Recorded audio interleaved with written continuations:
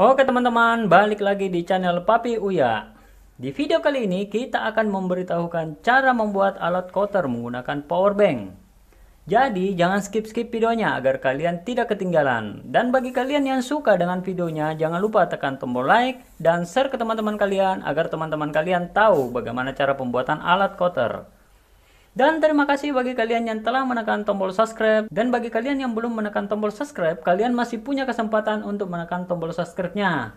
Karena subscribe itu gratis teman-teman. Jadi apa yang kalian tunggu? Subscribe sekalian juga dan nyalakan lonceng notifikasinya agar kalian mendapatkan video-video terbaru dari Papi Uya.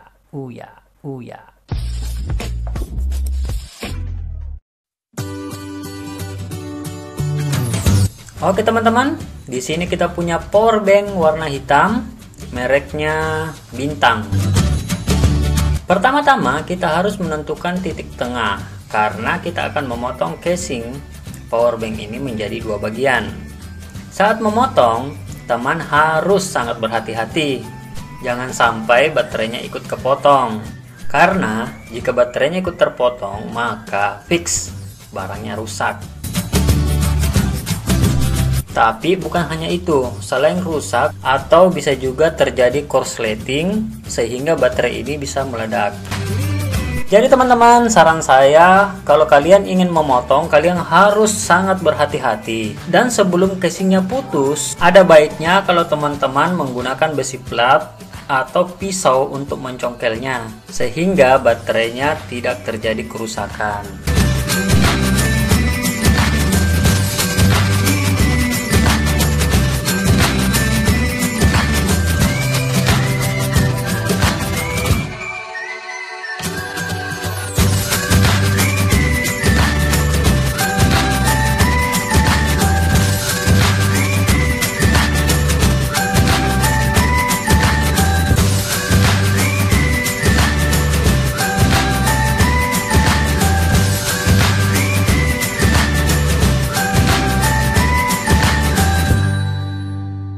Oke teman-teman, sekarang kita lanjut ke penyolderan. Di sini kita butuh alat yaitu timah, flux, pasta solder dan sedikit kabel. Pertama-tama bagian yang akan kita solder kita berikan flux.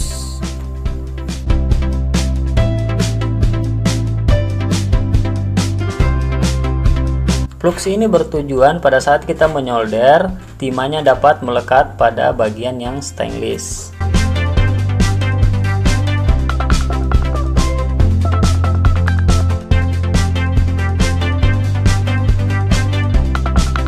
Pada saat teman-teman menyolder, sebaiknya nggak usah terburu-buru lah.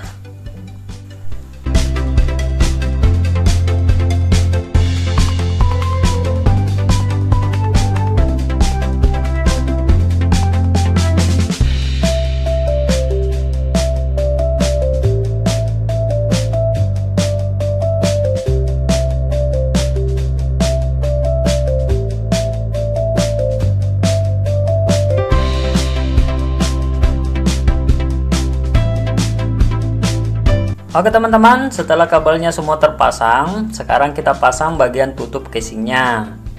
Jadi kalian harus mesti sangat berhati-hati saat pemasangan casing. Karena jika kalian nggak berhati-hati memasang casing, itu dapat merusak bagian pengisian dari baterai itu sendiri. Setelah casing bagian belakang terpasang, teman-teman harus menggunakan double tip untuk merekatkan casing bagian depan.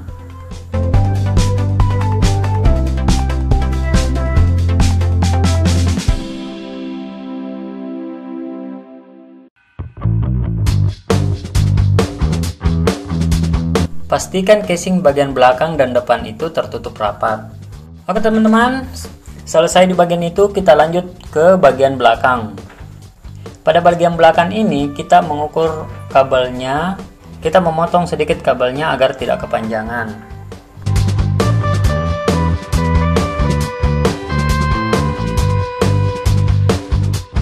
Di bagian ini kita butuhkan dua alat, yaitu konektor T-plug dan saklar. T-plug ini sendiri adalah alat yang biasa digunakan pada radio kontrol. Tingkat ketahanan alat ini cukup baik. Sehingga saya merekomendasikan pada teman-teman untuk menggunakan konektor T-plug ini. Oke, setelah terpasang dan dirasa cukup kuat solderannya, sekarang kita lanjut memasang saklar pemutus arusnya. Kita memasang di bagian tengah aja dan bagian pinggirnya.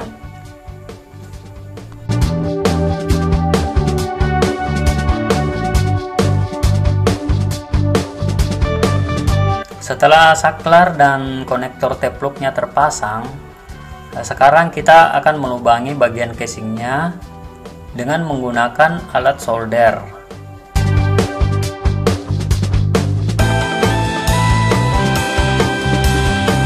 Dan kita rapikan menggunakan pisau cutter dan juga menggunakan kikir bulat.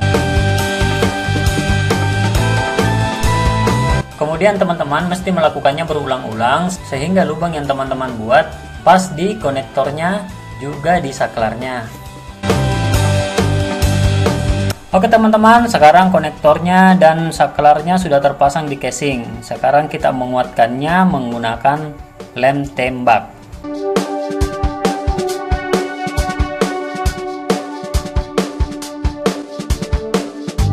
Gunakan double tip kembali pada bagian sisi bawahnya. Saat kita melakukan pengeleman, ada baiknya kalau teman-teman membungkus dulu bagian powerbank ini supaya bagian yang tidak ingin dilem tidak ikut terkena lem. Dan jangan lupa teman-teman masukkan juga lemnya ke bagian yang lubang-lubang sehingga casingnya akan menempel di lem ini.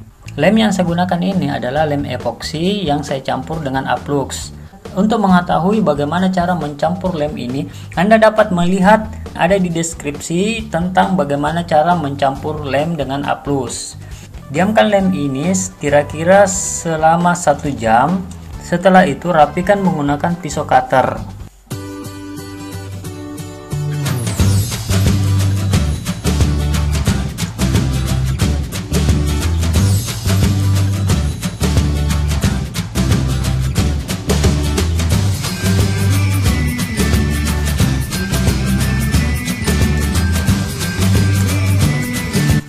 Selanjutnya kita menggunakan amplas dengan nomor 120 untuk merapikan bagian-bagiannya.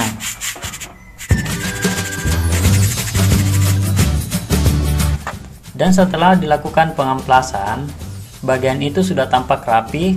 Kemudian kita tutup menggunakan pembungkus kabel atau biasa disebut dengan T-shirt.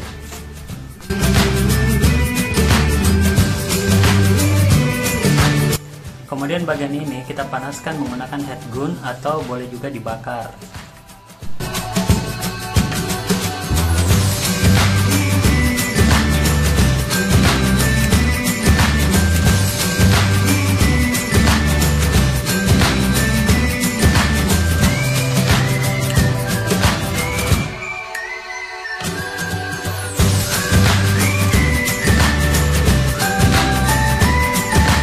Oke teman-teman, cukup sekian dulu video dari saya.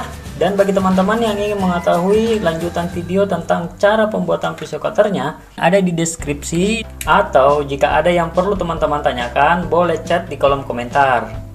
Dan barangkali ada teman-teman yang minat dengan pisau cutter ini, bisa langsung di alamat email saya. Oke teman-teman, sampai ketemu di video-video saya selanjutnya. Sampai jumpa.